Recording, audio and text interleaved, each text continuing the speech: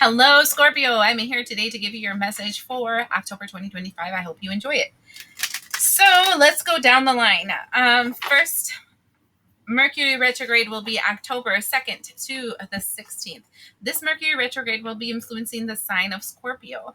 Not only that, but it starts off with Aquarius, the moon in Aquarius, and the sun in Libra. Legit, normally Mercury retrograde is talking about confusion. Like your cables being crossed, not being able to hear things right, like problems with communications, etc.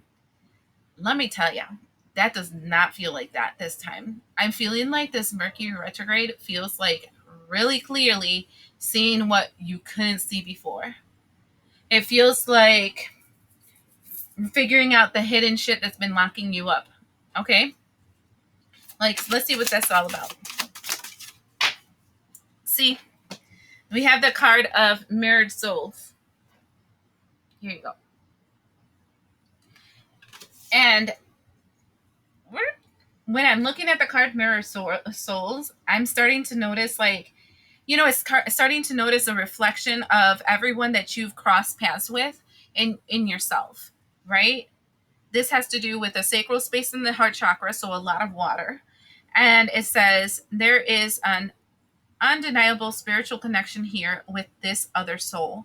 This will help you see all facets of yourself. Through the reflections of your soul, I am better able to see all aspects of myself. Be mindful during this Mercury retrograde who triggers you, okay? You're being shown something about yourself. And I know nobody wants to believe that they're the bad guy of a situation. I'm well aware that I have the same problem, right?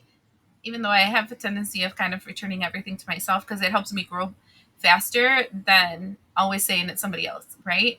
But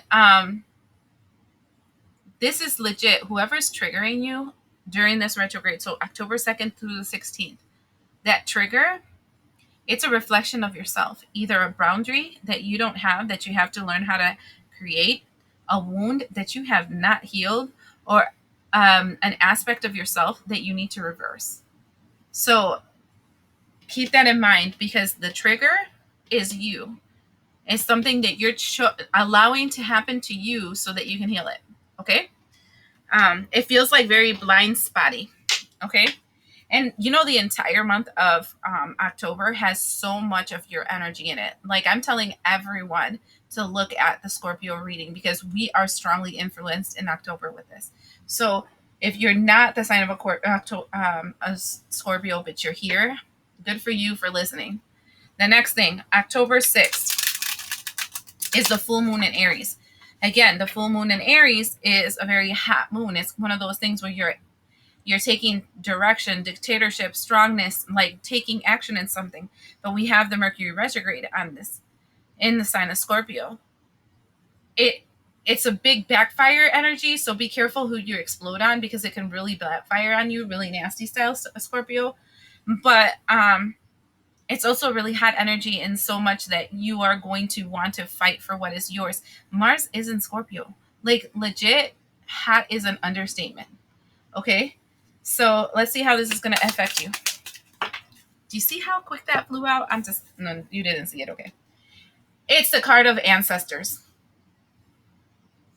And it says, they hiss a quivering so deep, only roots of your soul can lift the nakedness hidden within the vows made in silence. And ancient chills walk upon the spine. Walking upon the spine. And look at this. Do you see what the ancestor is looking at? You sleeping. And do you see what they have in front of them? An axe.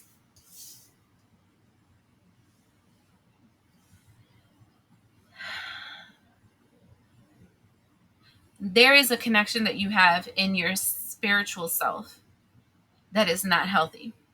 I would say that you have some kind of ancestral, I want to say stain in your field that you're going to have to look into, figure it out, and cut it out before it hurts you. Because It looking at you while you're sleeping with an axe right in front of it, legit, it's talking about um hurting you in some way. I don't like that. And this feels spiritual. And I'm going to tell you, October is all about spirits. But this is a spirit that's really not happy. And they're looking to, I heard avenge. I just heard avenge you. I mean, that's actually good too. Because that means that your spiritual team is legit going to be out there cutting out some people's heads. You know what? I want to take out a little charm on that. What do we have to tell them about this?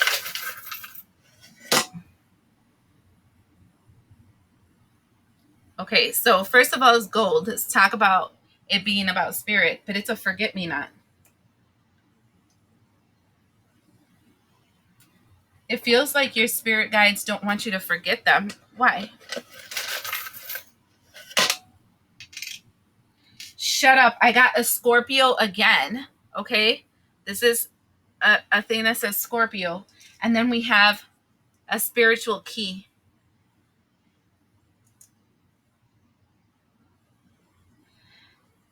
Okay. Just with that, you're giving a spiritual connection the shopping block. You're cutting a spiritual like line off of you. And they'd want you not to forget them because you're getting a key to get free from them. So you do have some kind of ancestral curse that has been following you, Scorpio. Actually, I want this one. An ancestral curse that's been following you that you're going to be free of. This is very, well, I'm not surprised. This is a Scorpio reading. You know what I'm saying? But hold up. I pulled out a rune. Here's that rune.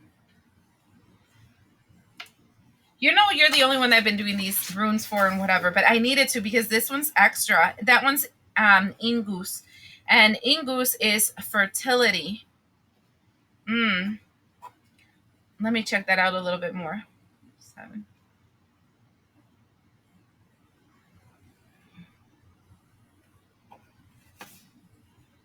I mean, I'm not shamed. This is not something I have so much knowledge in, but I like them. Yeah, look at this. The completion of beginnings is what Ingus requires. Yeah. The rune is a great power receiving. It means that you now have the strength to achieve completion, resolution from which comes a new beginning. I do. I feel like you finished some kind of ancestral curse, like your Scorpio. It feels like now this is crazy. So it feels like first things that are triggering you as a mirror to something around you, is a mirror to you, right? But then we have this energy where your ancestors are creeping up around you because they're hoping that you won't let them go, because you're literally in this energy of fertility where you're moving away from them and you're gonna create a new reality. You got the keys. And it's during this time of Scorpio, look at that, because the Scorpio came out, but you got the key and you're going to be free of them. You're getting your new beginning. And they're watching you like, I can't believe you did it. I can't believe you're going to leave us. That is insane. That's awesome, insane, but I'm just saying. Okay, next thing. Venus enters Libra, October 13th. Also, Pluto goes direct in the sign of Aquarius. And you have to remember that goes all the way to 2042. Okay, so as I'm looking at this, I'm like, woo, Venus and Libra is kind of like, unless you're coming at me legit, like equal reciprocity kind of legit, I don't want to talk to you. Okay, so you're very, I want to say, cutthroat with your boundaries and you won't accept BS. So let's see how that's going to affect you. Ooh, that was quick. Woo! We got the first one, and look at that. That's so dark. Let me put it down there so you can see it. Ooh, that looks even cooler. Do you see? That's the first one. I'm going to look up in the book. Do you know what was so funny? I pulled out this book and I was reading the Spanish one for the Spanish group, and I was not reading Spanish. I think it was Portuguese. And I'm like, why can't I read this? I feel so retarded. But it was because it wasn't even Spanish. Anyway. This is called the darkness. And it says, take a moment, pause, meditation, or study as you need to understand what form to give to your energy and where to apply it. That's interesting. So the darkness is actually like the void, where because you're releasing yourself from this energy of your ancestors and you're getting the key to move forward, you're in the void. So on starting the 13th is kind of like, who do you want to be? What do you want to align your energy to? Like, what direction do you feel like you feel resonant with? Like, this is a big break free energy, and it's like you're renewed. So now who do you want to become? This is crazy. This is really crazy, Scorpio, because it feels like an energy of freedom. I don't think anybody's really free, and that's amazing that I'm seeing this here. Last thing we're going to look into is new moon in Libra. It will be happening around October 21st. It has a square in Jupiter in Cancer. And if you remember, Jupiter in Cancer for me is kind of like you're uprooting, you're picking up all your seeds and you're replanting them in fertile ground because where you were at was not giving you any fruit. And that makes so much sense for what I'm seeing right here, because it feels like your ancestors, the things that you used to be connected to from other lives and stuff, where your lineage comes from, your bloodline, your DNA, that it was aligned to something that was not, it's not you anymore. And so then you're picking up all your roots and your seeds, and you're planting them somewhere else. But here is a wall, the square. And this wall is presenting itself with the dark of the moon, Libra. And Libra is that energy of wanting to balance things out. So I want to see how this is going to affect you.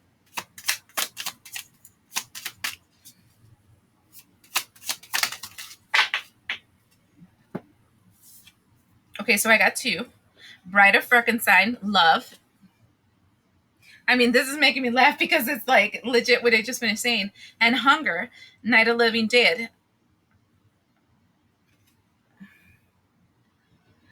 The combination is saying you're open to new connections, and your hunger is you're desiring something new. Both of them are saying, I'm hungering for real love. I'm hungering for real connection. I'm hungering for something new. I want a new beginning. And so that's awesome. You're creating also your new beginning. You're creating your love. You're creating your start, because you know that Night of the Living Dead, all this other stuff is dead. Why am I going to invest time in it? It might be following me. It might want to eat my brains, but it's not something I want. Right? Let's see about tarot with you, but this is crazy. I like this. I like this, Scorpio. For the ones that are Scorpio, and for everybody that's a cross watcher and watching it because you're smart and you know that the energy of October is all around Scorpio, this is good energy. The Four of Cups. In the bottom, it says opportunity reckons. Beckons, not reckons. Beckons. It's like you're feeling spirit bringing something new, and you're just waiting there.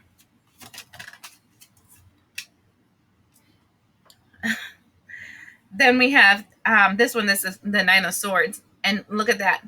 You're feeling the change, because you see the changing of the moons over his head. You feel it in the spiritual, in your mind and in the spiritual.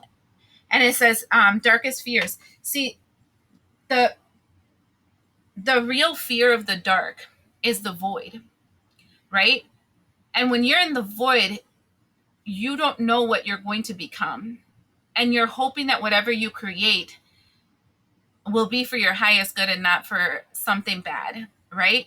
I feel like sometimes we fear starting something new or creating something in our lives because we fear effing it up.